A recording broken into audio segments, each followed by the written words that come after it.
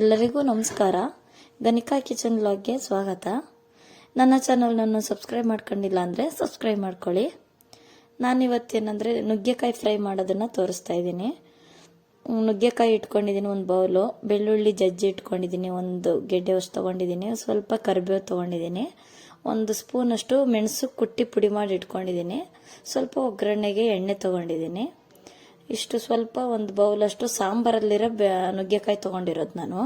ಅಂದರೆ ನುಗ್ಗೆಕಾಯಿ ಸಾಂಬಾರು ಮಾಡಿರ್ತೀವಲ್ಲ ಆ ನುಗ್ಗೆಕಾಯಿನೇ ಎತ್ತಿಟ್ಕೊಂಡಿದ್ದೀನಿ. ನುಗ್ಗೆಕಾಯಿ ಸಾಂಬಾರಲ್ಲಿ ಯಾರೂ ತಿನ್ನಲ್ಲ, ಅದಕ್ಕೋಸ್ಕರ ನೋಡಿ ಒಂದು ಪಾತ್ರೆ ಇಟ್ಕೊಂಡು ಸ್ವಲ್ಪ ಎಣ್ಣೆ ಹಾಕ್ಕೊಳ್ತಾ ಇದ್ದೀನಿ. ಒಗ್ಗರಣೆಗೆ ಎಷ್ಟು ಬೇಕು ಅಷ್ಟು ಹಾಕ್ಕೊಳ್ಳಿ, ನಾನು ಅಷ್ಟು ಸೇರಿಸ್ಕೊಳ್ತಾ ಇಲ್ಲ, ಸ್ವಲ್ಪನೇ ಹಾಕ್ಕೊಂಡಿದ್ದೀನಿ.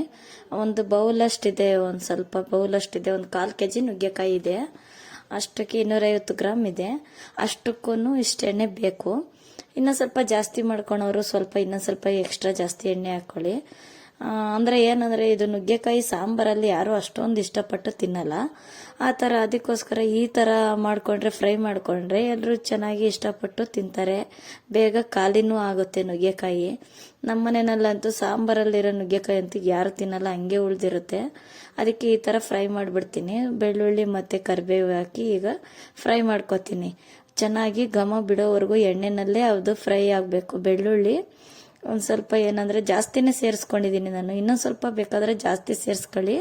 ಬೆಳ್ಳುಳ್ಳಿ ತಿಂದರೆ ಇನ್ನು ಆರೋಗ್ಯಕ್ಕೂ ಒಳ್ಳೆಯದು, ನುಗ್ಗೆಕಾಯಿಯೂ ಅಷ್ಟೇ ಆರೋಗ್ಯಕ್ಕೂ ಒಳ್ಳೆಯದಲ್ವಾ. ಅದಕ್ಕೋಸ್ಕರ ನಾನು ಸ್ವಲ್ಪ ಬೆಳ್ಳುಳ್ಳಿ ಸ್ವಲ್ಪ ಜಾಸ್ತಿನೇ ಹಾಕೊಂಡಿದ್ದೀನಿ. ಇನ್ನೂ ಸ್ವಲ್ಪ ಜಾಸ್ತಿನೇ ಹಾಕ್ಕೊಳ್ಳಿ, ಕುಟ್ಟಿ ಹಾಕ್ಕೋಬೇಕು, ಸ್ವಲ್ಪ ಘಮನೂ ಬಿಡುತ್ತೆ, ಒಂದು ಸ್ವಲ್ಪ ಟೇಸ್ಟು ಚೆನ್ನಾಗಿರುತ್ತೆ. ಚೆನ್ನಾಗಿ ನೋಡಿ ಕಲರ್ ಬರೋವರೆಗೂ ಫ್ರೈ ಮಾಡ್ಕೊಳ್ಳಿ.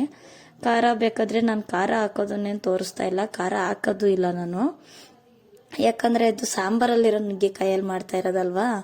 ಹಾಗಾಗಿ ನಾನು ಬೆಳ್ಳುಳ್ಳಿಗೆ ಮತ್ತು ಇದು ಕರಿಬೇವು ಹಾಕ್ತೀನಿ, ಮತ್ತು ಸ್ವಲ್ಪ ಮೆಣಸು ಹಾಕ್ತೀನಿ, ಅಷ್ಟು ಬಿಟ್ಟರೆ ಮತ್ತೆ ಹಾಕಲ್ಲ. ಉಪ್ಪು ಖಾರ ಎರಡೂ ನೋಡಿ. ಇಷ್ಟು ಒಂದು ಬೌಲಷ್ಟಿದೆ, ಅಷ್ಟು ನುಗ್ಗೆಕಾಯಿನೂ ಹಾಕ್ಕೊಂಡು ಚೆನ್ನಾಗಿ ಫ್ರೈ ಮಾಡ್ಕೊತೀನಿ ನಾನು. ಎಲ್ಲ ನೀಟಾಗಿ ಬೆಳ್ಳುಳ್ಳಿ ಮತ್ತು ಎಲ್ಲ ನೀಟಾಗಿ, ಈಗ ಮೆಣಸು ಪೌಡ್ರ್ ಹಾಕೊಳ್ತೀನಲ್ಲ ಅಷ್ಟು ಎಲ್ಲ ಮಿಕ್ಸ್ ಆಗೋ ಥರ ನಿಧಾನಕ್ಕೆ ಮಿಕ್ಸ್ ಮಾಡಬೇಕು.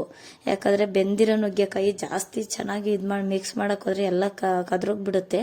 ನುಗ್ಗೆಕಾಯಿ ಚೆನ್ನಾಗಿ ಬೆಂದಿದೆ, ಹಂಗಾಗಿ ಈ ಥರ ಫ್ರೈ ಮಾಡ್ಕೋಬೇಕು. ನಿಧಾನವಾಗಿ ಫ್ರೈ ಮಾಡ್ಕೊಳ್ಳಿ, ಎಣ್ಣೆ ಬಿಡೋವರೆಗೂ ಚೆನ್ನಾಗಿ ಫ್ರೈ ಮಾಡ್ಕೋಬೇಕು. ಸಾಂಬಾರಿಗೆ ಅಂದರೆ ಖಾರ ಸಾಕು, ಖಾರ ಬೇಕು ಅನ್ನೋರು ಖಾರ ಹಾಕ್ಕೊಳ್ಳಿ. ನಾನು ಸಾಂಬಾರಲ್ಲಿ ನುಗ್ಗೆಕಾಯಿ ಬೆಂದಿದೆಯೇ, ಮೆಣಸು ಹಾಕಿದ್ದೀನಿ, ಬೆಳ್ಳುಳ್ಳಿ ಹಾಕಿದ್ದೀನಲ್ಲ ಅಂತ ನಾನು ಖಾರ ಸೇರಿಸಿಲ್ಲ.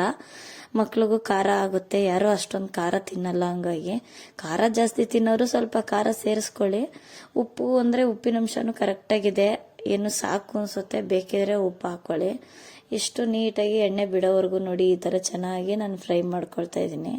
ನೀಟಾಗಿ ಫ್ರೈ ಮಾಡಬೇಕು. ಇನ್ನು ಚೆನ್ನಾಗಿ ನೋಡಿ ತಳ ಅಂಟಿಲ್ಲ, ಸಣ್ಣ ಉರಿ, ಮೀಡಿಯಮ್ ಉರಿ ಇಟ್ಕೊಳ್ಳಿ, ದಪ್ಪವಾಗಿ ಇಟ್ಕೋಬೇಡಿ, ಅದು ಇಲ್ಲಾಂದರೆ ಸೀದ್ಬಿಡುತ್ತೆ, ಚೆನ್ನಾಗಿರಲ್ಲ. ಜೊತೆ ನುಗ್ಗೆಕಾಯಿ ಎಲ್ಲ ಕದ್ರೋಗ್ಬಿಡುತ್ತೆ, ಫಸ್ಟೇ ಸಾಂಬಾರಲ್ಲಿ ಬೆಂದಿರೋದಲ್ವಾ, ಹಂಗಾಗಿ ಬೆಂದೋಗ್ಬಿಡುತ್ತೆ, ಕದ್ರೋಗ್ತಾ ಇರುತ್ತೆ. ಆಲೂಗೆಡ್ಡೆನೂ ಅಷ್ಟು ಚೆನ್ನಾಗಿರುತ್ತೆ, ಆಲೂಗೆಡ್ಡೆನೂ ತಿನ್ನೋದೇ ಇಲ್ಲ ಯಾರು, ಸಾಂಬಾರಲ್ಲಿರೋ ಆಲೂಗೆಡ್ಡೆ ಅಂತೂ ತಿನ್ನೋದೇ ಇಲ್ಲ. ಈ ಥರ ಮಾಡಿದ್ರೆ ಅಂತೂ ಆಲೂಗೆಡ್ಡೆ ಎಲ್ಲ ಖಾಲಿಯಾಗುತ್ತೆ. ಆಲೂಗೆಡ್ಡೆ ನುಗ್ಗೆಕಾಯಿ ಎಲ್ಲರೂ ತಿಂದು ಬೇಗ ತಿಂದು ಖಾಲಿ ಮಾಡ್ತಾರೆ, ಅಷ್ಟು ಟೇಸ್ಟ್, ಅಷ್ಟು ಚೆನ್ನಾಗಿರುತ್ತೆ.